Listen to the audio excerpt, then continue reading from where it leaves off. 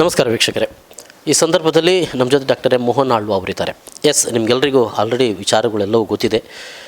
ಆಳ್ವಾಸ್ ಕಾಲೇಜಿನ ವಿದ್ಯಾರ್ಥಿನಿ ಆತ್ಮಹತ್ಯೆಗೈದಿರುವಂಥ ವಿಚಾರ, ಇದು ಕೊಲೆಯೋ ಅಥವಾ ಆತ್ಮಹತ್ಯೆಯೋ ಅನ್ನುವಂಥ ಒಂದಷ್ಟು ವಿವಾದಗಳು ಎದ್ದಿರುವಂಥದ್ದು.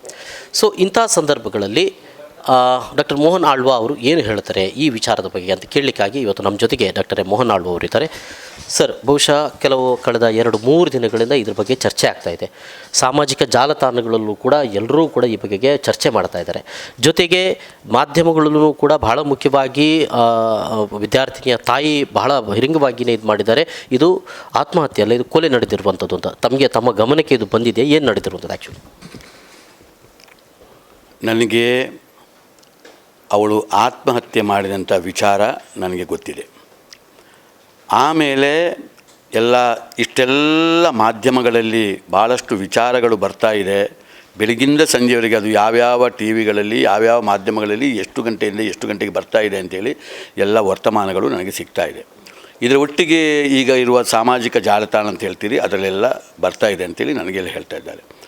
ಆದರೆ ನಾನು 100ಕ್ಕೆ 100 ಸತ್ಯದ ಮಾತು ಹೇಳ್ತಾ ಇದ್ದೇನೆ. ನಾನು ಇವತ್ತಿನವರೆಗೆ ಈ 3 ದಿನದಲ್ಲಿ ಇದೆಲ್ಲ ಏನೆಲ್ಲ ಬರ್ತಾ ಇದೆ, ನಾನು ಒಂದು ನಿಮಿಷ ಕಾಲ ಕೂಡ ನಾನು ಯಾವ ಒಂದು ಟಿ ವಿಯನ್ನು ನೋಡಲಿಲ್ಲ, ಪೇಪರ್ನಲ್ಲೂ ನಾನು ಹೀಗೆ ಹೆಡ್ಲೈನ್ ನೋಡಿ ಅದನ್ನು ಓದಲಿಕ್ಕೆ ಹೋಗಲಿಲ್ಲ.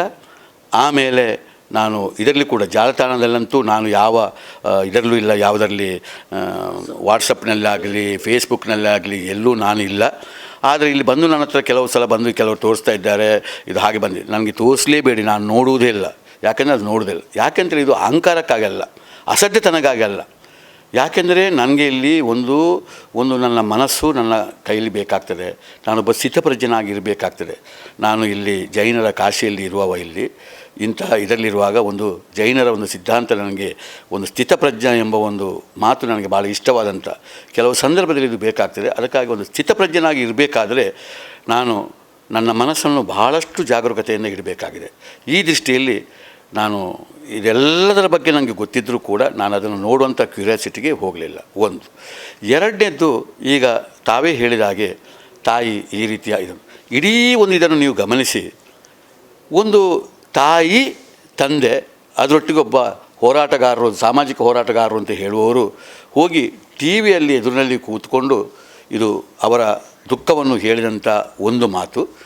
ಎರಡನೇದ್ದು, ಮಗಳು ಮತ್ತು ಇವರು ಯಾರು ತಾಯಿ ಮಾತನಾಡಿದಂಥ ಒಂದು ಸಂಭಾಷಣೆಯನ್ನು ಇಟ್ಟುಕೊಂಡು ನೀವು ಆತ್ಮಹತ್ಯೆ ಅಲ್ಲ, ಇದು ಕೊಲೆ ಅಂತೇಳಿ ಇದು ಮಾಡ್ತಾಯಿದ್ದೀರಿ.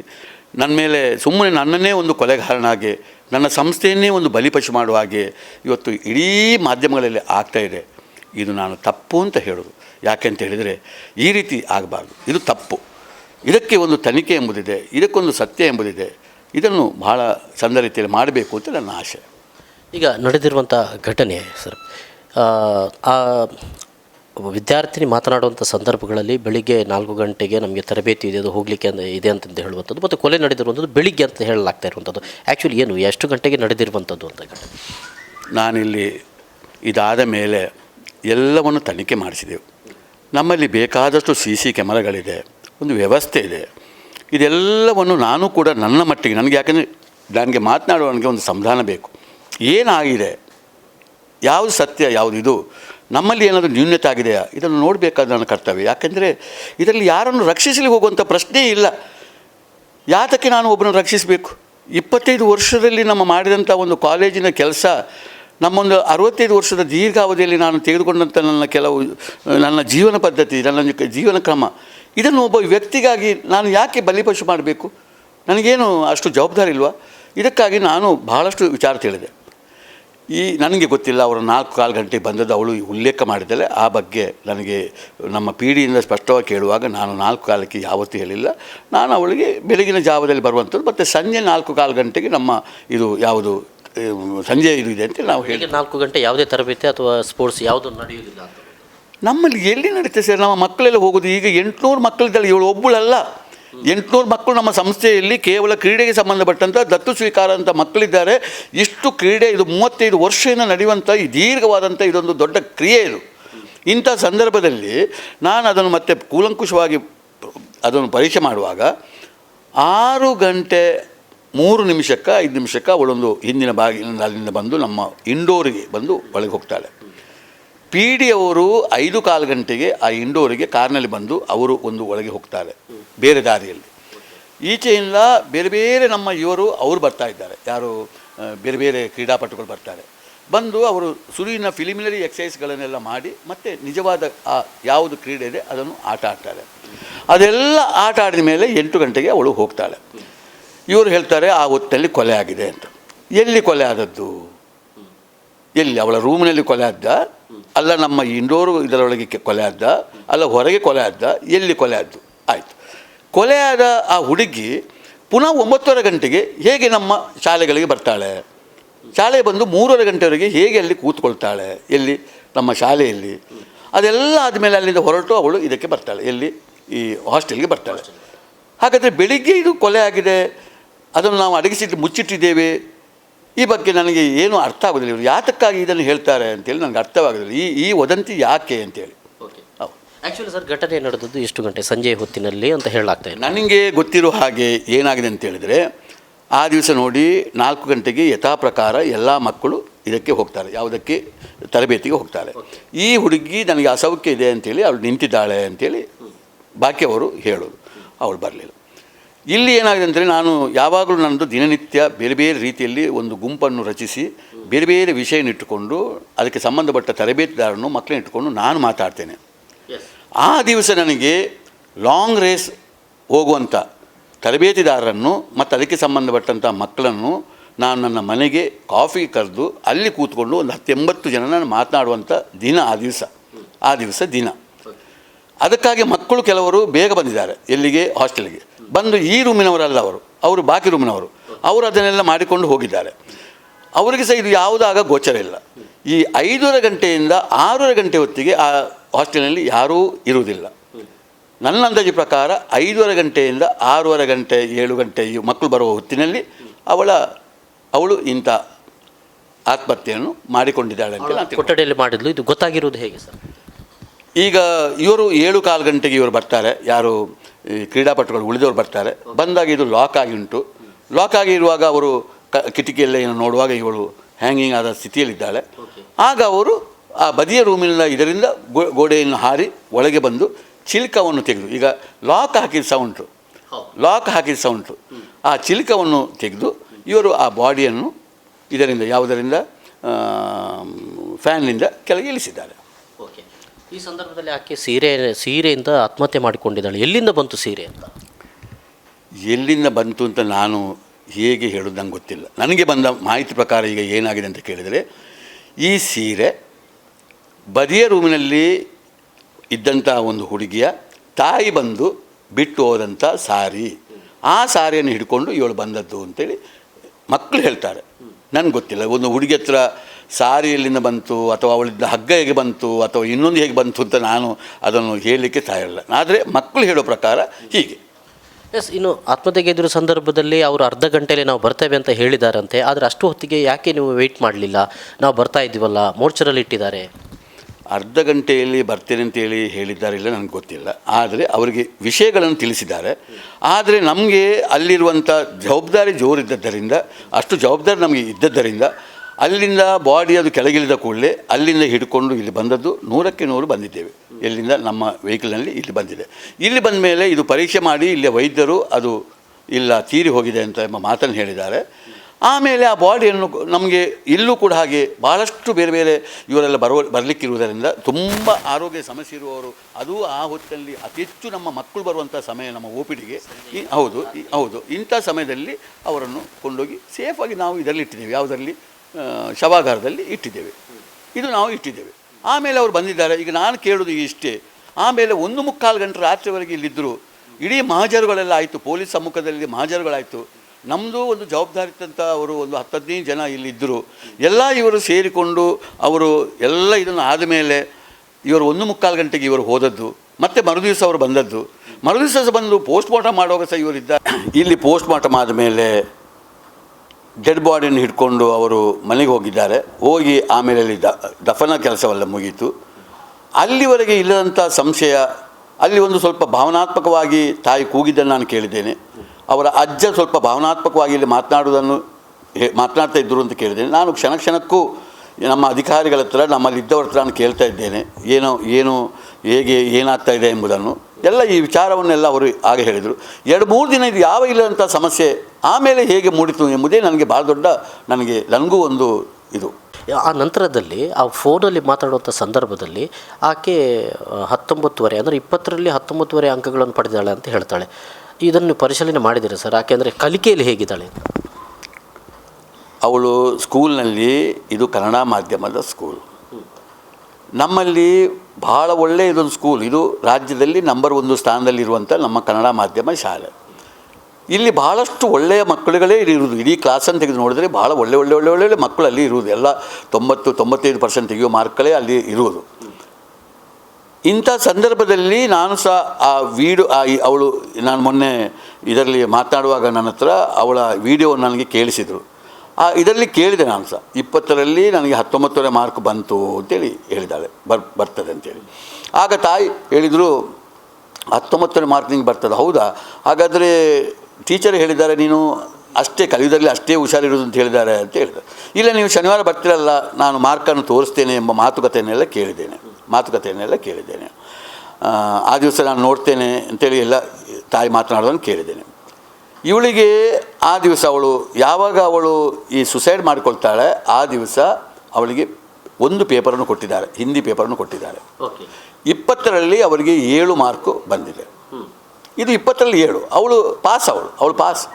ಮತ್ತು ಅದೇನು ದೊಡ್ಡ ಪ್ರಾಮುಖ್ಯವಾದಂಥ ಎಕ್ಸಾಮ್ ಅಲ್ಲ, ಅದೊಂದು ಸಾಮಾನ್ಯ ನಮ್ಮ ಕ್ಲಾಸ್ನಲ್ಲಿ ಆಗುವಂಥ ಎಕ್ಸಾಮ್. ಅಲ್ಲಿ ನಾನು ಕೇಳಿದ ಮಟ್ಟಿಗೆ ಅಲ್ಲಿ ಮಕ್ಕಳು ಹೇಳ್ತಾರೆ, ಈ 7 ಮಾರ್ಕು ಅಂತ ತಿಳಿದ ಕೂಡಲೇ ಕಣ್ಣಲ್ಲಿ ಸ್ವಲ್ಪ ಅವಳಿಗೆ ನೀರು ಬಂತು, ಸ್ವಲ್ಪ ಕೂಗ್ತಾ ಇದ್ಲು ಅಂತ.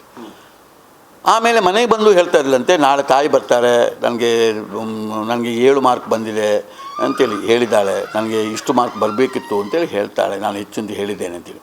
ಅದಕ್ಕೆ ಅವಳ ಒಟ್ಟಿಗೆ ಫ್ರೆಂಡ್ಸ್ಗಳು ಹೇಳಿದ್ರಂತೆ, ನೀನು ಯಾತಕ್ಕೆ ಹೆದರ್ತಪ್ಪ, ನಿಮಗೆ 10ರಲ್ಲಿ 20ರಲ್ಲಿ 7 ಆದರೂ ಉಂಟು, ನಮಗೆ 2-3 ಮಾರ್ಕ್ ಬಂದವರು ನಾವು, ಯಾಕೆ ಇದಕ್ಕೆಲ್ಲ ಅದು ಪ್ರಥಮ ಎಕ್ಸಾಮು, ಏನು ನಿನಗೆ ಏನಾದರೂ ತೊಂದರೆ ಆಗಿದೆ, ನಿನಗೆ ಯಾರು ಬೈದರೆ ಏನಿಲ್ಲ, ಮತ್ತು ಯಾಕೆ ನೀನು ಅದನ್ನು ಅಷ್ಟು ಸೀರಿಯಸ್ ಆಗಿ ತೆಗೆದುಕೊಳ್ತೀವಿ ಎಂಬ ಮಾತನ್ನು ಹೇಳಿದಂತೆ. ಇಷ್ಟು ಅವಳಿಗೆ ಮಾರ್ಕ್ ಬಂದರೆ ನಮ್ಗೆ ಗೊತ್ತುಂಟು. ಅವಳು ಏನು ಅಂಥ ಕಲಿಯೋದ್ರಲ್ಲಿ ಭಾಳ ಹಿಂದೆ ಇದ್ದಂಥ ಹುಡುಗಿ ಅಲ್ಲ, ಅವಳೊಂದು ಎವರೇಜ್ ಇದ್ದಂಥ ಒಂದು ಹುಡುಗಿ. ಹೌದು. ಇಲ್ಲಿ ಅದರ ಜೊತೆಗೆ ನಾನು ಮಾತ್ರ ಕಾಪಿ ಮಾಡಲಿಲ್ಲ, ಉಳಿದವರು ಕಾಪಿ ಮಾಡ್ತಾಯಿದ್ರು ಅಂತಲೂ ಕೂಡ ಹೇಳಿದಾಳೆ ಅಂತ ಅನ್ನೋಂಥದ್ದು ಮಾತುಗಳು ಬಂದಿದೆ. ಇದೇನು ಸರ್? ನಮ್ಮಲ್ಲಿ ಕಾಪಿ ಮಾಡುವಂಥ ಪ್ರಶ್ನೆ ಇಲ್ಲ ಇಲ್ಲ. ಯಾಕೆಂದರೆ ನಮ್ಮ ಪ್ರತಿ ಒಂದು ಕ್ಲಾಸ್ ರೂಮಲ್ಲೂ ಒಂದು CC ಕ್ಯಾಮರಾಗಳು ಇದೆ. ಮತ್ತು ಇಲ್ಲಿ ಕಾಪಿ ಮಾಡಿ ಅವರೊಂದು ಇದು ಮಾಡುವಂಥದ್ದು ಅದು ನಮ್ಮ ವಿದ್ಯಾಸಂಸ್ಥೆಯಲ್ಲಿ ಆಗಲಿಕ್ಕೆ ಸಾಧ್ಯ. ಮತ್ತು ಕಾಪಿ ಯಾಕೆ ಮಾಡಬೇಕು? ಅದೇನೋ ಒಂದು ಸಣ್ಣ ಒಂದು ಕ್ಲಾಸ್ ಟೆಸ್ಟ್, ಅದರಲ್ಲಿ ಕಾಪಿ ಮಾಡೋದು ಅದೆಲ್ಲ ಎಂಥದ್ದು ಯಾಕೆ ಅದು ಹೇಳಿ, ಅದಕ್ಕೆ ನಾನು ವಿಶೇಷತೆ ಏನು ಕೊಡೋದಿಲ್ಲ ಸರ್ ಅದಕ್ಕೆ. ಹೌದು. ಅಂತಾರಾಷ್ಟ್ರೀಯ ಮತ್ತು ರಾಷ್ಟ್ರೀಯ ಮಟ್ಟದ ಅಥವಾ ರಾಜ್ಯ ಜಿಲ್ಲಾ ಮಟ್ಟದ ಕ್ರೀಡಾಪಟುಗಳನ್ನು ಕೂಡ ಆಳ್ವಾಸ್ ವಿದ್ಯಾರ್ಥಿಗಳು ಗೆದ್ದು ಬಂದಿದ್ದಾರೆ ಭಾಳಷ್ಟು ವರ್ಷಗಳಿಂದ. ಪ್ರವೀಣ್ ಅನ್ನುವಂಥ ಕ್ರೀಡಾ ತರಬೇತರು ಇಲ್ಲಿದ್ದಾರೆ, ಭಾಳ ವಿದ್ಯಾರ್ಥಿಗಳು ತರಬೇತಿ ಕೊಟ್ಟವರು ಕೂಡ. ಆದರೆ ಈ ವಿಚಾರದಲ್ಲಿ ಪ್ರವೀಣ್ ಅವರ ಹೆಸರು ಬಂದಿರುವಂಥದ್ದು ಸರ್, ತಾವು ಪ್ರವೀಣ್ ಬಗ್ಗೆ ಏನು ಹೇಳ್ತೀವಿ? ನೋಡಿ, ಈ ಪ್ರವೀಣ್ ಪೂಜಾರಿ ಎಂಬ ಈ ಒಂದು ತರಬೇತಿದಾರರು, ಇವರು ಒಂದು ನಮ್ಮ ರಾಷ್ಟ್ರೀಯ ಮಟ್ಟದಲ್ಲಿ ಗುರುತಿಸಲ್ಪಟ್ಟಂಥ ಒಂದು ತರಬೇತಿದಾರರು. ನಮ್ಮಲ್ಲಿ 45 ತರಬೇತಿದಾರಿದ್ದಾರೆ. ಇದರಲ್ಲಿ ಈ ಪ್ರವೀಣ್ರವರು ಅವರು ಒಬ್ಬರು.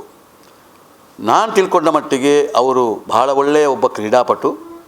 ಅವರು MPED ಕಲಿತು ನಮ್ಮಲ್ಲಿ ನೇರವಾಗಿ ನಮ್ಮಲ್ಲಿ ಒಂದು PD ಆಗಿ ಅವರು ಇಲ್ಲಿ ಸೀಕ್ರೆಟ್ ಹಾರ್ಟ್ ಮಡಂತ್ಯಾರಲ್ಲಿದ್ದರು.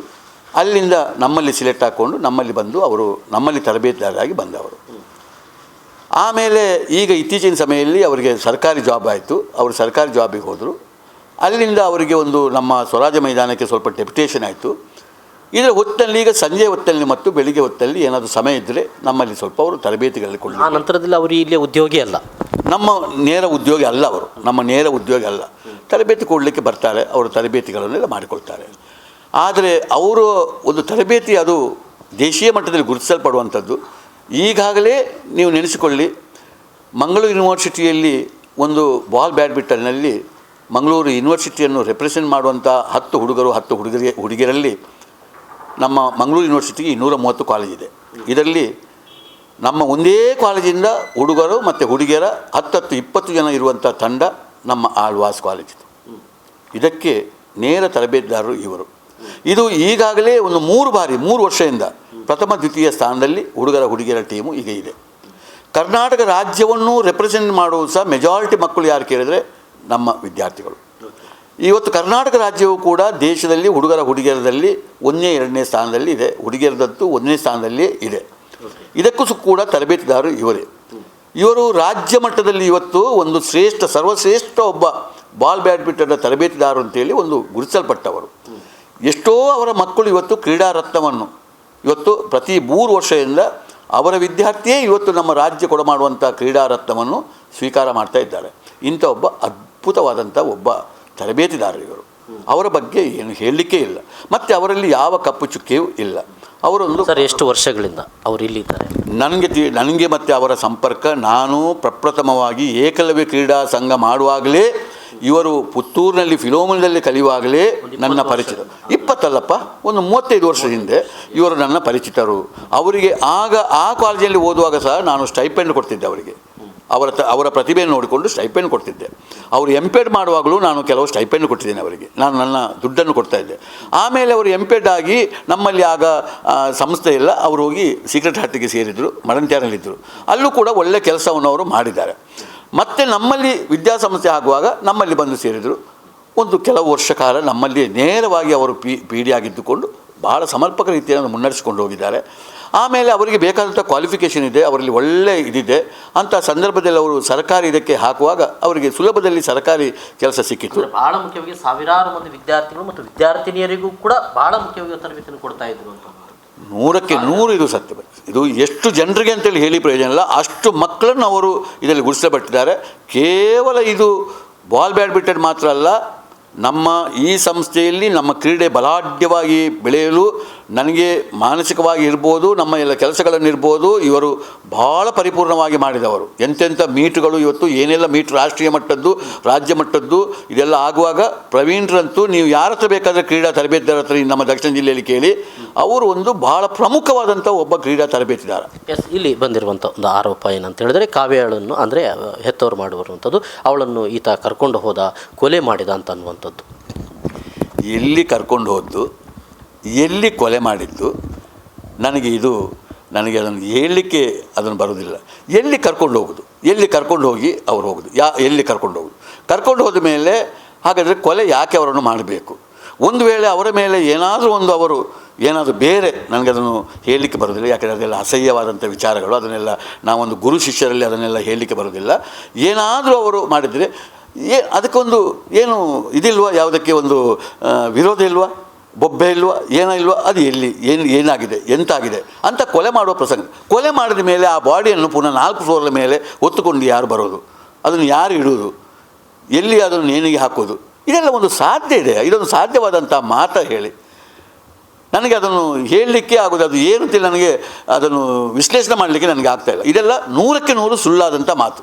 ಓಕೆ, ಇನ್ನು ಇಲ್ಲಿ ಕ್ರೀಡೆಗೆ ಸಂಬಂಧಪಟ್ಟಾಗೆ ಫಸ್ಟ್ ಡೇ ಬರಬೇಕು ಅನ್ನುವಂಥ ಒತ್ತಡಗಳನ್ನು ಹಾಕಲಾಗ್ತದೆ ಅಂತ. ಫಸ್ಟ್ ಡೇ ಅಂದರೆ ನಮ್ಮಲ್ಲಿ ಏನಿದ್ರು ಫಸ್ಟ್ ಬರಬೇಕು ಅಂತ ಕ್ರೀಡಾಪಟುಗಳ ಮೇಲೆ ಒತ್ತಡಗಳನ್ನು ಹಾಕ್ತಾರೆ. ನೋಡಿ, ಇದನ್ನು ಒತ್ತಡ ಅಂತ ನಾನು ಹೇಳೋದಿಲ್ಲ. ಇದು ಕಲಿಕೆಯಲ್ಲಿ ಇರ್ಬೋದು. ಒಂದು IITಯಲ್ಲಿ ನನಗೆ ಒಂದು ಪ್ರಥಮ ರ್ಯಾಂಕ್ ಬರಬೇಕು, 10ರ ಒಳಗೆ ಇಷ್ಟು ಬರಬೇಕು, ಇಷ್ಟು ಜನ IITಯಿಂದ ನಮ್ಮ ಕಾಲೇಜಿಂದ ಹೊರಗೆ ಬರಬೇಕು, ಅಥವಾ ಒಂದು ನೀಟ್ನಲ್ಲಿ ನಮಗೆ ಪ್ರಥಮ ರ್ಯಾಂಕ್ ಬರಬೇಕು, ಅಥವಾ ನೀಟ್ನಲ್ಲಿ ಒಂದು ನಮಗೆ ಒಳ್ಳೆಯ ರಿಸಲ್ಟ್ ಬರಬೇಕು, ಅಥವಾ CAಯಲ್ಲಿ ಯಾವುದರಲ್ಲಿರಲಿ, ಅಥವಾ ನಮಗೆ 100ಕ್ಕೆ 100% ಪಾಸ್ ಆಗಬೇಕು ನಾವು, ಅಥವಾ ಕ್ರೀಡೆಯಲ್ಲಿ, ಈಗ ನೀವು ನೇರವಾಗಿ ಕ್ರೀಡೆ ಹೇಳಿದ್ರಿ, ಕ್ರೀಡೆಯಲ್ಲೂ ಕೂಡ ನನಗೆ ಪ್ರಥಮವೇ ಬರಬೇಕು, ನಮ್ಮ ಒಂದು ಇಡೀ ಸಂಸ್ಥೆಯ ಒಂದು ಚಾಂಪಿಯನ್ಶಿಪ್ ಬರಬೇಕು, ನಮ್ಮಲ್ಲಿ ಇಂಥ ಒಂದು ಕೆಲವು ಗುರಿಗಳನ್ನು ನಾನು ಇಡಬೇಕಾದ್ದು ನನ್ನೊಬ್ಬ ಕರ್ತವ್ಯ. ನಾನೊಬ್ಬ ಹೋರಾಟಗಾರ, ನಾನೊಂದು ವಿಷಯವನ್ನು ತೆಗೆದುಕೊಂಡು ಹೋರಾಟ ಮಾಡುವ. ಹೀಗೆ ಮಾಡುವಾಗ ಇಂಥ ಒಂದು ಉತ್ಕೃಷ್ಟವಾದಂಥ ಗುರಿಯನ್ನು ನಾವು ಇಟ್ಟುಕೋಬೇಕು. ಇದನ್ನು ಇಟ್ಟ ಮೇಲೆ ಅದರಲ್ಲಿ ಹೋರಾಟ ಮಾಡುವವರಿಗೆ ಅಂಥ ಮನಸ್ಸನ್ನು ಕಟ್ಟಬೇಕು. ಈಗ ನಾನು ಕಲಿಕೆಗೆ ಬಂದವರಿಗೆ ನೀವು ಕಲಿಬೇಕು, ಇಂಥ ಸಮಯದಲ್ಲಿ ನೀವು ಬಹಳ ಒಳ್ಳೆಯ ರೀತಿಯಲ್ಲಿ ಇರಬೇಕು, ಇದನ್ನು ಯಾತಕ್ಕಾಗಿ, ಈ ಸಮಯ ಹೇಗೆ, ಎಷ್ಟು ಪ್ರಾಮುಖ್ಯ, ಇಂಥೆಲ್ಲ ವಿಚಾರಗಳೆಲ್ಲ ಅವರು ನಾನು ಮೋಟಿವೇಟ್ ಮಾಡ್ತಾ ಇರ್ತೇನೆ. ಅದು ಇಡೀ ವರ್ಷದಲ್ಲಿ ಮೋಟಿವೇಟ್ ಆಗ್ತಾಯಿದೆ. ಇಲ್ಲೂ ಕೂಡ ಕ್ರೀಡಾಪಟುಗಳನ್ನು ಬೇರೆ ಬೇರೆ ಸಂದರ್ಭದಲ್ಲಿ ನಾವು ಮೋಟಿವೇಟ್ ಮಾಡ್ತಾ ಇರ್ತೇವೆ. ಕ್ರೀಡಾ ತರಬೇತಿದಾರರು ಕೂಡ ಎಂದೂ ತರಬೇತಿದಾರ ನೀನು ಗೆಲ್ಲದೆ ನೀನು ಸೋಲಬೇಕು ನೀನು ನಿನ್ನೆ ಅಂತೇಳಿ ಯಾರ ತರಬೇತಿದಾರರು ಹೇಳೋದಿಲ್ಲ. ಅದು ತರಬೇತಿದಾರರು ಹೇಳ್ಬೋದು. ಅದನ್ನು ನಾನು ಒತ್ತಡ ಅಂತ ನಾನು ಹೇಳೋದಿಲ್ಲ. ಒಂದು ರೀತಿಯ ಮಾನಸಿಕ ಮನೋಬಲವನ್ನು ಹೆಚ್ಚಿಸುವಂಥ ಕ್ರಿಯೆ, ಇದನ್ನು ಖಂಡಿತ ಯಾರು ಮಾಡಿರ್ಬೋದು. ಆದರೆ ಇವಳಿಗೆ ಅಂಥ ಒತ್ತಡ 100% ಇವಳಿಗೆ ಬಂದೇ ಆದ್ದು 1 ತಿಂಗಳು 8 ದಿವಸ, ಎಂಥ ಒತ್ತಡ ಹೇಳಿ. ಅದು 10ನೇ ತರಗತಿಯಲ್ಲಿ ಇರುವವಳು, ಅಂಥ ದೊಡ್ಡ ಒತ್ತಡ. ಆಗ ನಮ್ಮದು ನಿಜವಾದ ಒಂದು 10ನೇ ತರಗತಿಯಲ್ಲಿ ನಮ್ಮ ಟೀಮು ಸಹ ಇಲ್ಲ, ನಮ್ಮಲ್ಲಿ ಟೀಮ್ ಸಹ ಅಂಥ ದೊಡ್ಡ ಬಲಾಢ್ಯವಂತ ಟೀಮ್. ನಮ್ಮ ಟೀಮ್ ಸ್ಟಾರ್ಟ್ ಆಗೋದು PUCಯಲ್ಲಿ, ಡಿಗ್ರಿಯಲ್ಲಿ. ಅಂಥ ಒತ್ತಡ ಅವಳಲ್ಲಿ ಹಾಕುವಂಥ ಪ್ರಶ್ನವೇ ಇಲ್ಲ. ಈ ಸಂದರ್ಭದಲ್ಲಿ ಈ ಘಟನೆ ಆದ ನಂತರದಲ್ಲಿ ಬಂದಿರುವಂಥ ಕೆಲವು ಆರೋಪಗಳಂತ ಹೇಳಿದರೆ, ಇಲ್ಲಿ ವಿದ್ಯಾರ್ಥಿಗಳನ್ನು ಬಹಳ ಒಂದು ರೀತಿಯ ಗೇಟ್ನ ಒಳಗೆ ಹಾಕಿದ ಹಾಗೆ ಇರ್ತದೆ, ಒಂದು ರೀತಿಯ ಜೈಲು ಥರ ಇರ್ತದೆ ಅಂತನ್ನುವಂಥದ್ದು ಏನು ಹೇಳ್ತೀವಿ? ನೋಡಿ, ನಮ್ಮ ವಿದ್ಯಾಸಂಸ್ಥೆ ಅಂತ ಹೇಳುವಾಗ ಒಂದು LKG UKG ಅಂತ ಉಂಟು, ಅಲ್ಲಿಂದ ಪ್ರಾರಂಭ ಆಗ್ತದೆ. 1ನೇ ತರಗತಿಯಿಂದ 5ನೇ ತರಗತಿವರೆಗುಂಟು. 6, 7, 8 ಒಂದು ಸಿಸ್ಟಮ್ ಉಂಟು. 9, 10 ಸಿಸ್ಟಮ್ ಉಂಟು. ಇದು ಹೈಸ್ಕೂಲ್ನಲ್ಲಿ ಮುಗೀತು. ಆಮೇಲೆ ಪದವಿ ಪೂರ್ವ ಶಿಕ್ಷಣ ಉಂಟು, ಅದೊಂದು ಬೇರೆ ವ್ಯವಸ್ಥೆ. ಆಮೇಲೆ ನಮ್ಮ ಮಂಗಳೂರು ಯೂನಿವರ್ಸಿಟಿಲಿ ಬರುವಂಥ ಪದವಿ ಶಿಕ್ಷಣ ಅಂತ ಉಂಟು. ಆಮೇಲೆ ಇದರಲ್ಲೇ ಒಂದು ಪೋಸ್ಟ್ ಗ್ರ್ಯಾಜುಯೇಷನ್ ಎಂಬುದುಂಟು. ಇನ್ನು ನಮ್ಮ ಬೇರೆ ಪ್ರೊಫೆಷನಲ್ ಕಾಲೇಜುಗಳು, ವೃತ್ತಿಪರ ಕಾಲೇಜುಗಳು, ಅದು ವಿಶ್ವೇಶ್ವರ ಟೆಕ್ನಾಲಜಿಗೆ ಸಂಬಂಧಪಟ್ಟಂಥ ಇಂಜಿನಿಯರಿಂಗ್ ಕಾಲೇಜ್ MBA ಉಂಟು. ಇನ್ನು ಆರೋಗ್ಯ ವಿಜ್ಞಾನಕ್ಕೆ ಸಂಬಂಧಪಟ್ಟಂಥ, ಮೆಡಿಕಲ್ಗೆ ಸಂಬಂಧಪಟ್ಟಂಥ ಕೋರ್ಸ್ಗಳಿದೆ. ನಾವು ಒಂದು ಇದರಲ್ಲಿ ಆಡಳಿತ ದೃಷ್ಟಿಯಲ್ಲಿ ನನ್ನನ್ನು ನಂಬಿಕೊಂಡು ಬಂದಂಥ ಇಂಥ ಜನಗಳನ್ನು ನಾನು ಬಹಳಷ್ಟು ಜಾಗರೂಕತೆಯಿಂದ ಅವರವರು ಕಟ್ಟಿದಂಥ ಕನಸನ್ನು ನೆನಸು ಮಾಡಲಿಕ್ಕೆ, ನನ್ನ ಜವಾಬ್ದಾರಿಯನ್ನು ನಿಭಾಯಿಸಲಿಕ್ಕೆ, ಅವರಿಟ್ಟಂಥ ಪ್ರೀತಿ ವಿಶ್ವಾಸಕ್ಕೆ ನ್ಯಾಯ ಕೊಡಲಿಕ್ಕೆ ನಾನು ಕೆಲವು ನಿಯಮಗಳನ್ನು ಬೇರೆ ಬೇರೆ ಸಂದರ್ಭದಲ್ಲಿ ಮಾಡಬೇಕಾಗ್ತದೆ. LKG UKG ಮಕ್ಕಳನ್ನು ಹೇಗೆ ನೋಡಬೇಕು, 5ನೇ ತರಗತಿವರೆಗಿರೋ ಮಕ್ಕಳನ್ನು ಅವರ ಪ್ರಾಯ ಏನು ಅದನ್ನು ಹೇಗೆ ನೋಡಬೇಕು, ಇವತ್ತು 6ನೇ 7ನೇ 8ನೇ 9ನೇ 10ನೇ ತರಗತಿಯ ಮಕ್ಕಳನ್ನು ಹೇಗೆ ನೋಡಬೇಕು, ಅವರ ಮನೋಸ್ಥಿತಿ ಹೇಗಿದೆ, ಹೇಗೆ ನೋಡಬೇಕು, ಅವರ ಹಾಸ್ಟೆಲ್ ಹೇಗಿರಬೇಕು, ಹೀಗೆ ಇದನ್ನೆಲ್ಲ ನಾವು ಮಾಡ್ತಾ ಇದ್ದೇವೆ. ಇಂಥ ಸಂದರ್ಭದಲ್ಲಿ ನಾನು ಒಂದು ಅಪ್ ಟು PUCವರೆಗೆ ಕೆಲವು ನಿಯಮ ಇರ್ತದೆ. ಈ ನಿಯಮದಲ್ಲಿ ಇಷ್ಟು ಗಂಟೆಗೆ ಹೇಳಬೇಕು, ಇಷ್ಟು ಗಂಟೆಗೆ ಮಲಗಬೇಕು. ಇದರಲ್ಲಿ ಈಗ ಮೊಬೈಲ್ ಫೋನ್ನಂಥ ಫೋನ್ಗಳನ್ನು ನೀವು ಇಟ್ಕೋಬಾರ್ದು. ಆಮೇಲೆ ನೀವು ಕೆಲವು ಅವರಿಗೆ ನಿಯಮ ಹೇಗೆ ಎಷ್ಟು ಗಂಟೆಗೆ ಓದೋದು, ಎಷ್ಟು ಗಂಟೆಗೆ ಹೊರಗೆ ಹೋಗೋದು, ಇಂಥದ್ದನ್ನೆಲ್ಲ ನಾವು ಇಟ್ಕೊಳ್ಬೇಕಾಗ್ತದೆ. ಮತ್ತು ಅವರನ್ನು ಇಡೀ ಸ್ವೇಚ್ಛಾಚಾರಕ್ಕೆ ಬಿಡಲಿಕ್ಕೆ ಆಗೋದಿಲ್ಲ. ಮತ್ತು ನಮ್ಮ ಸಂಖ್ಯೆ ಕೂಡ ನಮ್ಮದು ದೊಡ್ಡ ಸಂಖ್ಯೆ. ಇಂಥ ಸಂಖ್ಯೆಯಲ್ಲಿ ಇದನ್ನೆಲ್ಲ ಆಡಳಿತ ಮಾಡಬೇಕಾದ್ರೆ ನನ್ನ ಕುರ್ಚಿಯಲ್ಲಿ ಕೂತ್ಕೊಂಡು ಒಬ್ಬ ಜವಾಬ್ದಾರಿಯುತವಾದಂಥ ಒಬ್ಬ ವ್ಯಕ್ತಿಯಾಗಿದ್ದುಕೊಂಡು ಅದನ್ನು ಆಲೋಚನೆ ಮಾಡಿದ್ರೆ, ಇದು ಈಗಿನ ವಸ್ತುಸ್ಥಿತಿಯನ್ನು ಅರ್ಥ ಮಾಡಿಕೊಂಡು ಆಲೋಚನೆ ಮಾಡಿದ್ರೆ ಇದಕ್ಕೆ ಉತ್ತರ ಸಿಗ್ತದೆ ಸ್ವಾಮಿ. ಇದನ್ನು ಇಂಥ ಸಂದರ್ಭದಲ್ಲಿ ಅದನ್ನು ಒತ್ತಡ ಅಂತ ನಾವು ಹೇಳೋದಿಲ್ಲ. ಇದು ನಮ್ಮ ಹೇಳಿದಂಥ ಮಾತು. ಇದು ನಾವು ಮೊದಲೇ ಗೊತ್ತುಂಟು ಆಳ್ವಾಸ್ನ ಸಂಸ್ಥೆಯ ನಿಯಮಗಳು ಏನು ಅಂತ. ಇದೇನು ಗುಟ್ಟೇನಿಲ್ಲ, ಇದೆಲ್ಲ ಇದ್ದುಕೊಂಡು ಮಾಡುವಂಥ ವಿಚಾರ. ಈ ದೃಷ್ಟಿಯಲ್ಲಿ ಇದು ಯಾವ ಒತ್ತಡವಲ್ಲ, ಯಾವ ಬಲವಂತವಲ್ಲ. ನಾನೇನು ಇದಕ್ಕೆ ಬಲವಂತ ಮಾಡೋದಲ್ಲ. ಯಾಕೆ ಸ್ವಾಮಿ, ನಮ್ಮ ರಾಜ್ಯದಲ್ಲಿ 45,000ದಷ್ಟು ಒಂದು ಪ್ರೌಢಶಾಲೆಗಳಿದೆ, 6,000ಕ್ಕೂ ಮಿಕ್ಕಿದಂಥ ಪದವಿ ಪೂರ್ವ ಕಾಲೇಜಿದೆ. ಅಲ್ಲ, ಇಲ್ಲೇ ಒಂದು ಮತ್ತೊಂದು ಪ್ರಶ್ನೆ ಉದ್ಭವಿಸಿರುವಂಥದ್ದು, ಈ ಹಿಂದೆನೂ ಕೂಡ ಇಂಥದೇ ಘಟನೆಗಳು ಇಲ್ಲಿ ನಡೆದಿತ್ವಲ್ಲ ಅಂತ. ಏನು ಘಟನೆ? ಆತ್ಮಹತ್ಯೆ ಮಾಡಿಕೊಂಡಿದ್ದಾರೆ ವಿದ್ಯಾರ್ಥಿ. ಸರಿ ನೋಡಿ, ನನಗೆ ಗೊತ್ತು. ಇಡೀ ನನ್ನ 23 ವರ್ಷದ ನಮ್ಮ ವಿದ್ಯಾಕ್ಷೇತ್ರಕ್ಕೆ ಸಂಬಂಧಪಟ್ಟನನ್ನು ತೆಗೆದು ನೋಡಿದರೆ ಒಂದು 5 ಆತ್ಮಹತ್ಯೆಗಳು ನಮ್ಮ ವಿದ್ಯಾಸಂಸ್ಥೆಯಲ್ಲಿ ಆಗಿದೆ. ನಮ್ಮಲ್ಲಿರುವಂಥ ಸಂಖ್ಯೆ ಎಷ್ಟು ಎಂಬುದನ್ನು ಗಮನಿಸಿ. ಈಗ 26,000 ಜನ ಇರೋದು. ಮೂಡುಬಿದ್ರೆಯಲ್ಲಿ ಇರುವುದು ಒಂದು 20,000 ಜನ. ನಮ್ಮ ಸಂಸ್ಥೆಯೊಳಗಿರುವುದು 26,000 ಜನ. ನಾನು ಲಘುವಾಗಿ ಮಾತಾಡೋದಲ್ಲ. ಇದನ್ನು ನೀವು ಹೇಳಿದುಕೊಳ್ಳಿ ಹೇಳ್ತೀರಿ, ನಿಮಗೆ ಒಂದು ಇಂಥ ಆತ್ಮಹತ್ಯೆಗಳನ್ನು ಭಾಳ ಲೈಟಾಗಿ ನೀವು ತೆಗೆದುಕೊಳ್ತೀರಿ. ನಾನು ಲೈಟಾಗಿ ತೆಗೆದುಕೊಳ್ಳುವಂಥ ವ್ಯಕ್ತಿ ಅಲ್ಲ. ಬೇರೆ ಬೇರೆ ಸಂದರ್ಭದಲ್ಲಿ ಬೇರೆ ಬೇರೆ ವಿದ್ಯಾರ್ಥಿಗಳಲ್ಲಿ ಬೇರೆ ಬೇರೆ ರೀತಿಯ ವಿದ್ಯಾರ್ಥಿಗಳು ಬಂದಿರ್ತಾರೆ. ಇಂಥ ಸಂದರ್ಭದಲ್ಲಿ ಕೆಲವು ಸಲ ಅವರ ಬೇರೆ ಬೇರೆ ಕಾರಣದ ಮುಖಾಂತರ, ಎಲ್ಲವೂ ಒಂದೇ ಕಾರಣ ಅಲ್ಲ, ಬೇರೆ ಬೇರೆ ಕಾರಣಗಳ ಮುಖಾಂತರ ಅವರು ಆತ್ಮಹತ್ಯೆ ಮಾಡಿಕೊಂಡಿರ್ತಾರೆ. ಇದಕ್ಕೆ ಸೂಕ್ತವಾದಂಥ, ಅದರಲ್ಲಿ ಗುಟ್ಟೇನಿಲ್ಲ, ನಾವು ಮುಚ್ಚುಮರೆ ಮಾಡುವಂಥದ್ದು ಏನಿಲ್ಲ. ಅದು ತನಿಖೆ ಆಗ್ತದೆ, ಅದು ಪೊಲೀಸ್ ಇದ್ದಾರೆ, ಅದು ತನಿಖೆ ಮಾಡ್ತದೆ. ಅದು ಇವತ್ತಿನವರೆಗೆ ಯಾವುದೇ ಈಗಾದಂಥ ಸಮಸ್ಯೆ ಇವತ್ತಿನವರೆಗೆ ನನಗೆ ಇದು ಬರಲಿಲ್ಲ. ಇವತ್ತು ಇಂಥ ಒಂದು ಸಮಸ್ಯೆ ನನಗೆ ಇದೇ ಒಂದು ದೊಡ್ಡ ಸಮಸ್ಯೆ ಅಂತಲ್ಲದೆ ಇವತ್ತಿನವರೆಗೆ ಇಂಥ ಸಮಸ್ಯೆ ನಮ್ಮಲ್ಲಿ ಬರಲಿಲ್ಲ. ಈ ಸಂದರ್ಭದಲ್ಲಿ ಈಗ ಹೆತ್ತವರು ಮಾಧ್ಯಮಗಳಲ್ಲಿ ಕಾಣಿಸಿಕೊಂಡು ಹೇಳಿರುವಂಥದ್ದು, ಆಮೇಲೆ ಸಾಮಾಜಿಕ ಅಂದರೆ ಸೋಷಿಯಲ್ ಮೀಡಿಯಾ ವಾಟ್ಸಪ್ಗಳಲ್ಲೆಲ್ಲ ಅವರು ಫೋನ್ ಮಾಡಿರುವಂಥ ವಿಚಾರಗಳು ಬಂದಿರುವಂಥದ್ದು, ಇಷ್ಟು ಬಂದಿರುವ ಸಂದರ್ಭಗಳಲ್ಲೇ ಸಂಘಟನೆಗಳು ಅವು ಎಲ್ಲರೂ ಕೂಡ ಇವತ್ತು ನಿಮ್ಮ ವಿರುದ್ಧ ಪ್ರತಿಭಟನೆಗೆ ಇಳಿತಿದ್ದಾರೆ ಅಂತನ್ನುವಂಥದ್ದು. ಏನು ಕೋಪ ನಿಮ್ಮ ಮೇಲೆ, ಯಾಕೆ ಅಂತ? ನನಗೆ ಇದೊಂದು ಆಶ್ಚರ್ಯ ಆಗ್ತದೆ ಸ್ವಾಮಿ. ನೋಡಿ, ಆ ತಾಯಿಗೆ ಬಹಳ ಭಾವನಾತ್ಮಕವಾದಂಥ ದುಃಖ ಇರ್ಬೋದು. ನನಗೆ ನಿಮ್ಮಲ್ಲಿ ಅಥವಾ ಈ ಸಂಸ್ಥೆಗೆ ಬಂದು ಕೇಳಿದ್ದಾರಾ ನಿಮ್ಮ ಹತ್ರ, ಅಂದರೆ ಏನಾಗಿದೆ ಅಂತ ಏನಾದರೂ ವಿವರಗಳನ್ನು ಪಡೆದುಕೊಂಡಿದ್ದಾರೆ? ಯಾರೂ ಬರಲಿಲ್ಲ. ಇಲ್ಲಿ ಬಂದು ಆ ತಾಯಿ ತಂದೆ ಕೂಡ ನನ್ನ ಹತ್ರ ಮಾತಾಡಲಿಲ್ಲ. ಆ ಸಾಮಾಜಿಕ ಹೋರಾಟಗಾರ ಎಂಬವನು ನನಗೆ ನೇರವಾಗಿ ಬಂದು ನನ್ನ ಹತ್ರ ಮಾತಾಡಲಿಲ್ಲ. ಅಥವಾ ಬೇರೆ ಸಹ ಯಾರಾದರೂ ಬಂದು ನನಗೆ ನನ್ನ ದುಃಖವನ್ನು ಹಂಚಿಕೊಳ್ಳಲಿಕ್ಕೆ ಬಂದಿದ್ದಾರೆ ಹೊರತು ಇದರಲ್ಲಿ ನೇರ ನನಗೆ ಇಂಥ ಒಂದು ಸಂಶಯ ಇದೆ ಅಂತೇಳಿ ನನ್ನ ಹತ್ರ ಯಾರೂ ಬಂದವರಿಲ್ಲ. ಮಾಧ್ಯಮದವರು ಕೂಡ ನನಗೆ ಬೇರೆ ನಿಮ್ಮ ಹಾಗೆ ಒಂದು ಇದನ್ನೆಲ್ಲ ಕೇಳ್ತಾರೆ ಹೊರತು ನನ್ನನ್ನೇ ಒಂದು ರೀತಿಯ ಇದಕ್ಕೆ ಯಾಕೆ ನನ್ನನ್ನೇ ತನಿಖೆ ಮಾಡುವಂಥ ಸ್ಥಿತಿಯಲ್ಲಿ ಬರ್ತಾರೆ ಹೊರತು ನನಗೆ ಮತ್ತೆ ಯಾರೂ ಇದಕ್ಕೆ ಒಂದು ನಿಜವಾದ ಉತ್ತರ ಕೊಡುವ ಹಾಗೆ ಬರಲಿಲ್ಲ. ನಾನು ಆ ತಾಯಿ ಸಹ ಅಲ್ಲಿ ಹೇಳ್ತಾರೆ, ಎಲ್ಲರೂ ಹೇಳ್ತಾರೆ ನೋಡಿ ಅವರು ಅಲ್ಲಿ ಅಯ್ಯೋ ದೇವರಂತೇಳಿ ಕೂಗ್ತಾರೆ, ಆಳ್ವಾಸ್ ಸಂಸ್ಥೆಗೆ ಸೇರಿಸಬೇಡಿ ಅಂತ ಹೇಳ್ತಾರೆ, ಅವರು ಬೊಬ್ಬೆ ಹಿಡಿತಾರೆ, ಅದಕ್ಕೆಲ್ಲ ಮ್ಯೂಸಿಕ್ ಕೊಟ್ಟುಕೊಂಡು ಇದನ್ನೆಲ್ಲ ಟಿ ವಿಯವರು ವೈಭವೀಕರಣ ಮಾಡ್ತಾರೆ ಅಂತ ಹೇಳ್ತಾರೆ. ನಾನು ಹೇಳೋದು ಆಗ ಅದಕ್ಕೆ ಉತ್ತರ ಕೊಡೋದು ಇಷ್ಟೇ, ತಾಯಿಗೆ ನನ್ನನ್ನು ಒಂದು ದಿನ ಸಹ ನನ್ನ ಹತ್ರ ತಾಯಿ ಮಾತಾಡಲಿಲ್ಲ, ನನ್ನ ಪರಿಚಯ ಇಲ್ಲ ಅವರಿಗೆ, ಏನಿಲ್ಲ, ನನಗೆ ಯಾರು ಅಂತ ಅವ್ರಿಗೆ ಗೊತ್ತಿಲ್ಲ. ಇವರು 1 ತಿಂಗಳು 8 ದಿನದಲ್ಲಿ ಈ ಆದಂಥ ಘಟನೆ ಇಟ್ಕೊಂಡು ಭಾವನಾತ್ಮಕವಾಗಿ ಈ ವಿದ್ಯಾಸಂಸ್ಥೆಗೆ ಸೇರಿಸಬೇಡಿ ಅಂತೇಳಿ ಬೊಬ್ಬೆ ಹೊಡೆಯೋದು ಅದು ಅವರಿಗೆ ಬಿಟ್ಟ ವಿಚಾರ. ಆದರೆ ನನ್ನ ಕಣ್ಣೆದುರು ನನಗೆ ಕಾಣ್ತದೆ, ಒಂದು ಕುಟುಂಬದ 4 ಮಕ್ಕಳು ಕೂಡ ಇಲ್ಲಿ ಕಲಿತು ಹೋಗ್ತಾ ಇದ್ದಾರೆ, ಕಲಿತು ಹೋದವರಿದ್ದಾರೆ. ಎಷ್ಟು ಜನವನ್ನು ನಾನು ಹೇಳಬೇಕು ಹೇಳಿ. ಈ ತನ್ನ ಅಕ್ಕ ತಮ್ಮ ತಂಗಿ ಅವರು ಇವರು ಇಡೀ ಕುಟುಂಬ, ಇಡೀ ಶಾಲೆಗೆ ಶಾಲೆ, ಊರಿಗೆ ಊರೇ, ಜನಾಂಗಕ್ಕೆ ಜನಾಂಗವೇ ಬಂದು ಇಲ್ಲಿ ಎಷ್ಟು ಜನ ಕಲಿತು ಹೋಗ್ತಾ ಇದ್ದಾರೆ. ಇವರೆಲ್ಲ ಇವತ್ತು ಎಂಥ ಪ್ರೀತಿ ವಿಶ್ವಾಸ ಇಟ್ಟಿದ್ದಾರೆ. ನಮ್ಮ ಒಂದು ವಿದ್ಯಾಸಂಸ್ಥೆ ಅಂಥದ್ದಾದರೆ ಒಂದು ಅಣ್ಣ ಕಲಿತು ಇಂಥೆಲ್ಲ ಸಮಸ್ಯೆಯನ್ನು ಅವರು ತೆಗೆದುಕೊಳ್ಳೋದಾದರೆ ತಂಗಿಯನ್ನು ಯಾಕೆ ಕಲಿಸಬೇಕು? ಒಂದು ಮನೆಯಲ್ಲಿದ್ದ 4 ಜನ ಇಲ್ಲಿ ಯಾಕೆ ಬರಬೇಕು ಹೇಳಿ?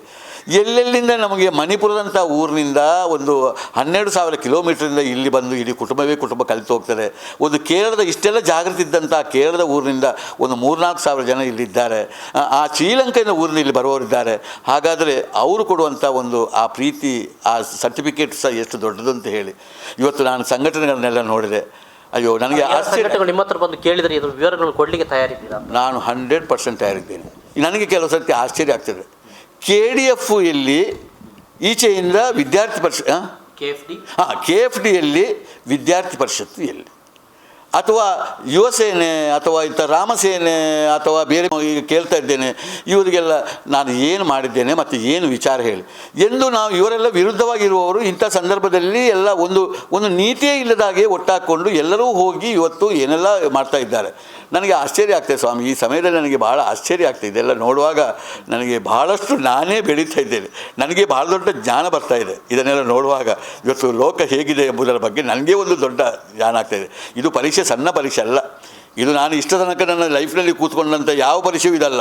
ಈ ಪರೀಕ್ಷೆಯಲ್ಲಿ ಒಂದು ಭಾಳ ದೊಡ್ಡ ಜ್ಞಾನ ನನಗೆ ಬಂತು ಸ್ವಾಮಿ. ಈಗ ಕೊನೆಯದಾಗಿ ಪೊಲೀಸರು ಬಂದಿದ್ದಾರೆ, ತನಿಖೆ ಮಾಡ್ತಾ ಇದ್ದಾರೆ, ಇದ್ರ ಬಗ್ಗೆ ಏನು ಸ್ಪಷ್ಟವಾಗಿ ಯಾವ ರೀತಿಯ ತನಿಖೆ ಮೂಲಕ ಇದು ಬರಬೇಕು ಅಂತ ನಾನು ಹೇಳೋದು ಇಷ್ಟೇ ಸರ್. ನಾನು ನಂಬಿಕೆ ಇಟ್ಟದ್ದು ಯಾವ್ಯಾವ ಮಾಧ್ಯಮದೊಟ್ಟಿಗೆ ನಾನು ನಂಬಿಕೆ ಇಟ್ಟದ್ದಲ್ಲ, ಯಾವ್ಯಾವ ಸಂಘಟನೆಯೊಟ್ಟಿಗೆ ನಾನು ನಂಬಿಕೆ ಇಟ್ಟವನಲ್ಲ. ನಾನು ನಂಬಿಕೆ ಇಟ್ಟದ್ದು ನಮ್ಮ ರಾಜ್ಯದ, ನಮ್ಮ ದೇಶದ ಒಂದು ವ್ಯವಸ್ಥೆಯೊಟ್ಟಿಗೆ. ನನಗೆ ಕಾನೂನಿನ ಮೇಲೆ ನಂಬಿಕೆ ಇದೆ, ನನಗೆ ಪೊಲೀಸ್ ಇಲಾಖೆ ಮೇಲೆ ನಂಬಿಕೆ ಇದೆ. ನಾನು ಪೊಲೀಸ್ ಇಲಾಖೆ ಹತ್ರ ಯಾರತ್ತೂ ನಾನು ಏನು ಮಾತಾಡಲಿಲ್ಲ. ನಾನು ಯಾರಿಗೂ ನನಗೆ ಈ ಪರಿಚಯ ಮಾಡಿಕೊಂಡು ಮಾತನಾಡೋದಾದರೆ ಭಾಳ ಸುಲಭ. ನಾನು ಯಾರ ಹತ್ರ ಮಾತಾಡಲಿಕ್ಕೆ ಹೋಗಲಿಲ್ಲ. ನನಗೆ ಎಲ್ಲ ರಾಜಕೀಯ ಪಕ್ಷದವರು ಬೇಕಿದ್ದವರು. ನಾನು ಯಾರತ್ತೂ ನಾನು ಈ ವಿಷಯದಲ್ಲಿ ಮಾತಾಡಲಿಕ್ಕೆ ಹೋಗಲಿಲ್ಲ. ನಾನು ಇದಕ್ಕೆ ಜವಾಬ್ದಾರಿ ಇದ್ದಂಥ ಪೊಲೀಸ್ ಇಲಾಖೆಯಲ್ಲಿ ಕೇಳೋದಿಷ್ಟೇ, ಇಲ್ಲಿರುವಂಥ ಜವಾಬ್ದಾರಿ ಇದ್ದಂಥ ನಾಗರಿಕತೆ ಹೇಳೋದಿಷ್ಟೇ. ನೀವೆಲ್ಲರೂ ಹೇಳುವಾಗ ಹೇಳ್ತೀರಿ ನನಗೆ ಮೋಹನ್ ಆಳ್ವರ ಮೇಲೆ ಕೋಪ ಇಲ್ಲ, ನಮಗೆ ಇದರ ಮೇಲೆ ಕೋಪ ಇಲ್ಲ, ನನಗೆ ಆ ಕೊಲೆಯ ಮೇಲೆ ಅನುಮಾನ ಇರುವಂಥ ಇದರಲ್ಲಿ ನ್ಯಾಯ ಸಿಗಬೇಕು ಅಂತ ಹೇಳ್ತೀರಿ. ನಾನು ಕೈ ಮುಗಿದು ಹೇಳೋದಿಷ್ಟೇ, ಆದಷ್ಟು ಬೇಗ ನ್ಯಾಯ ಸಿಗಲಿ, ಇದಕ್ಕೊಂದು ಪೂರ್ಣ ವಿರಾಮ ಕೊಡಲಿ, ಇದರಲ್ಲಿ ಸತ್ಯ ಹೊರಗೆ ಬರಲಿ.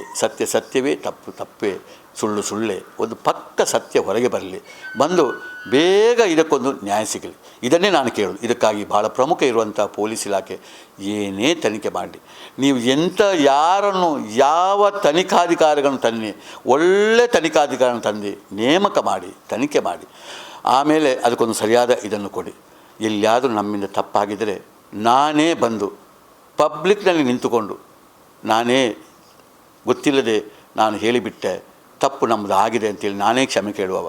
ಈ ದೃಷ್ಟಿಯಲ್ಲಿ ನನ್ನನ್ನು ದಯಮಾಡಿ ನನಗೆ ಒಂದು ಹಿಂಸೆ, ಇದೊಂದು ಎಂಥ ಒಂದು ಮಾನಸಿಕ ಹಿಂಸೆ ಅಂತ ಹೇಳಿದರೆ ಇದು ಅನುಭವಿಸಿದವರಿಗೆ ಮಾತ್ರ ಗೊತ್ತು. ನನಗೆ ನಿನ್ನಿಂದ ಒಂದು ಎಷ್ಟು ಜನ ನನ್ನ ಹತ್ರ ಒಂದು ಫೋನ್ನಲ್ಲಿ ನನಗೆ ಧೈರ್ಯ ತುಂಬುತ್ತಾ ಇದ್ದಾರೆ, ಭಾಳ ಧೈರ್ಯ ತುಂಬುತ್ತಾ ಇದ್ದಾರೆ, ಮತ್ತು ಬಹಳ ಒಳ್ಳೆಯ ಮಾತುಗಳನ್ನು ಹೇಳ್ತಾರೆ. ಕೆಲವರು ಕೂಗ್ತಾರೆ. ನಿನ್ನೆ ರಾತ್ರಿ 3:30 ಗಂಟೆಗೂ ಫೋನ್ ಬಂತು, ರಾತ್ರಿ 3:30 ಗಂಟೆಗೂ ನಮ್ಮದೇ ವಿದ್ಯಾರ್ಥಿ ಅವನು ಹೇಳುವಂಥ ಮಾತು ಇವತ್ತು ಎಷ್ಟು ಜನ ಇದನ್ನು ಹೇಳ್ತಾರೆ. ನಾನು ಅದಕ್ಕಾಗಿ ಹೇಳೋದು, ಇದಕ್ಕೆ ಆದಷ್ಟು ಬೇಗ ಇದಕ್ಕೆ ಬೇಕಾದಂಥ ತನಿಖೆಗಳಾಗಲಿ. ಯಾಕೆ ಇದಕ್ಕೆ ವಿಳಂಬ ಮಾಡ್ತಾರೆ? ಎಲ್ಲ ನಿಮ್ಮ ತನಿಖೆಗಳು. ನಾನು ಯಾವ ಒತ್ತಡವನ್ನು ನಾನು ಯಾರಿಗೂ ಹಾಕೋದಿಲ್ಲ. ಹೇಳುವಾಗ ಹೇಳ್ಬೋದು, ಪೊಲೀಸ್ ಏನು ಅವರು ಹೇಳಿದಾಗಿದ್ದಾರೆ. ಯಾವ ಪೊಲೀಸ್ ಹತ್ರ ನಾನು ಯಾವ ಇನ್ಫ್ಲುಯೆನ್ಸ್ ಮಾಡುವಂಥ ಪ್ರಶ್ನೆ ಇಲ್ಲ, ನನಗೆ ಅಂಥ ಅಗತ್ಯವೂ ಇಲ್ಲ. ನಾನು ಸತ್ಯವನ್ನು ಹೊರಗೆ ಬರಬೇಕು ಅಂತಲೇ ಕಾವನು. ಇದನ್ನೊಂದು ಮಾತ್ರ ದಯಮಾಡಿ ಆಗಬೇಕು. ನೀವು ಸಹ ಮಾಧ್ಯಮದವರು, ದಯಮಾಡಿ ನಾನು ನಿಮ್ಮಲ್ಲಿ ಕೈ ಮುಗಿದು ಹೇಳೋದು, ಇದಕ್ಕೆ ಒಂದು ನ್ಯಾಯ ಸಿಗುವ ಹಾಗೆ ತಾವುಗಳು ಕೂಡ ಮಾಡಬೇಕು. ಭಾವನಾತ್ಮಕ ಆಗಬಾರ್ದು ಎಂಬುದೇ ನನ್ನ ವಿನಂತಿ. ಈಗಲೂ ನಾನು ಆ ಹುಡುಗಿ ತೀರಿಕೊಂಡ ವಿಷಯಕ್ಕೆ ನನಗೂ ದುಃಖ ಇದೆ, ತಾಯಿ ತಂದೆಯೊಟ್ಟಿಗೆ ನನಗೂ ದುಃಖ ಇದೆ, ಅದು ಇದೆ. ಆದರೆ ಬಹಳ ಒಂದು ಸತ್ಯ ಎಂಬುದಿದೆಲ್ಲ, ಅದು ಸಹ ಬಹಳ ಮುಖ್ಯ ಎಂಬ ಮಾತನ್ನು ನಾನು ಹೇಳ್ತಾ ಇದ್ದೇನೆ. ಧನ್ಯವಾದಗಳು ಸರ್ ಮತ್ತು ಮಾತಿಗೆ ಸಿಕ್ಕಿದ್ದಕ್ಕೆ. ವೀಕ್ಷಕರೇ, ಇದು ಡಾಕ್ಟರ್ ಮೋಹನ್ ಆಳ್ವಾ ಅವರು ಈ ಘಟನೆಯ ಬಗೆಗೆ ತಮ್ಮ ಅಭಿಪ್ರಾಯಗಳನ್ನು ಇಲ್ಲಿ ತಿಳಿಸಿರುವಂಥದ್ದು. ಈ ಬಗೆಗಿನ ಯಾವುದೇ ರೀತಿಯ ತನಿಖೆಗೂ ಕೂಡ ತಾನು ಸಿದ್ಧ, ಮತ್ತು ಇಡೀ ಕಾಲೇಜಿನಲ್ಲಿರುವಂಥ ಅಧಿಕಾರಿಗಳು ಯಾರನ್ನು ಬೇಕಾದರೂ ತನಿಖೆಗೆ ಒಳಪಡಿಸಿ ಅನ್ನೋದನ್ನು ಹೇಳಿದ್ದಾರೆ. ಈ ವಿಚಾರವಾಗಿ ಏನಾದರೂ ತಪ್ಪಿದ್ದಲ್ಲಿ ನಾನೇ ಬಂದು ತಮ್ಮಲ್ಲಿ ಕ್ಷಮೆ ಕೇಳ್ತೇನೆ ಅನ್ನೋ ವಿಚಾರವನ್ನು ಕೂಡ ಅವರು ಇಲ್ಲಿ ಮುಂದಿಟ್ಟಿದ್ದಾರೆ. ಇದು ಇವತ್ತಿನ ವಿಶೇಷ. ನಿರಂತರ ಸುದ್ದಿ ಮನೋರಂಜನೆ ಮುಂದುವರಿತೆ ನೋಡ್ತಾರೆ. ನ್ಯೂಸ್. ನಮಸ್ಕಾರ.